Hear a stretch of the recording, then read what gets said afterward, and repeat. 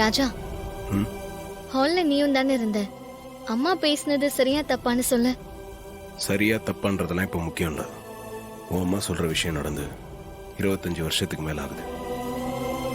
இன்னும் அவங்க பழைய கோவத்தோட இருக்கிறதெல்லாம் சரியே இல்லை. அடுத்த தலைமுறைங்க எல்லாமே வந்துட்டாங்க. இன்னும் பழைய பகைவே மனசுல வச்சுட்டு இருக்கிறதுனால யாருக்கு என்ன லாபம் ஆக போகுது? மனசுல நெகட்டிவா யோசிக்கிறதும் அதை வளர்க்கறதும் எந்த விதத்திலையுமே சரி கிடையாது. ஏன் உங்களே எடுத்துக்கோ. நீங்க 4 பேருமே தாத்தா பாட்டியை பார்க்காம அவங்க பாசத்தை பத்தி எதுவுமே தெரிஞ்சுக்காம தானே வளர்ந்துருக்கீங்க.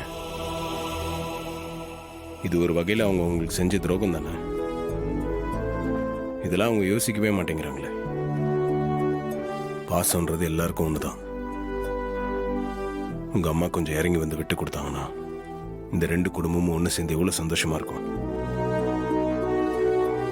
மாமாவும் ஒரு குடும்பத்தை பிரிஞ்சு இப்படி வேதனைப்பட வேண்டிய அவசியம் இருக்காது. நீ சொல்றது கரெக்டு தான். ஆனா எங்க அம்மா மனசை யாராலையும் மாத்த முடியலையே. அவங்க பிடிவாதமா இருக்கிற வரைக்கும் நம்மளால ஒண்ணும் செய்ய முடியாது. வெயிட் பண்ணி பார்ப்போம் என்ன நடக்குதுன்னு.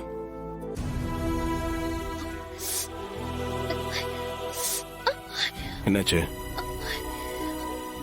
இல்ல, கை ரொம்ப வலிக்குது. சரி வா, டாக்டர் கிட்ட போயிட்டு வந்துடலாம். அதெல்லாம் வேண்டாம். இந்த கட்டை கொஞ்சம் எடுத்து விடு. கொஞ்சம் கையை அசைச்சா ரத்த ஓட்டம் சரியாயிடும்.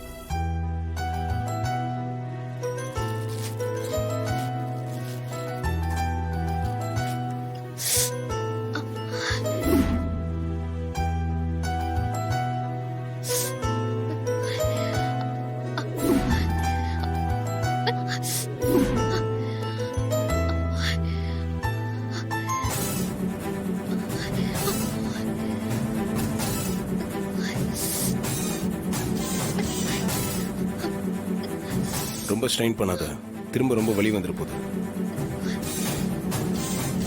இந்த வலி வேதனை எல்லாம் பாக்குறப்ப பேசாம ஆஸ்திரேலியா போக ட்ரை பண்ணாம இருந்திருக்கலாம்னு தோணுது. இந்த ஃப்ராக்சர் இன்னும் கொஞ்சம் நல்ல குணமாயிடும். திரும்ப ஆஸ்திரேலியா போறத பத்தி உன் ஃப்ரெண்ட் கிட்ட பேசினியா? இல்ல, அவ கை சரியான பிறகுதான் வர சொல்லிருக்கா. அதனால கொஞ்சம் பொறுமையாவே எல்லா ஏற்பாடையும் செய்யலாம்.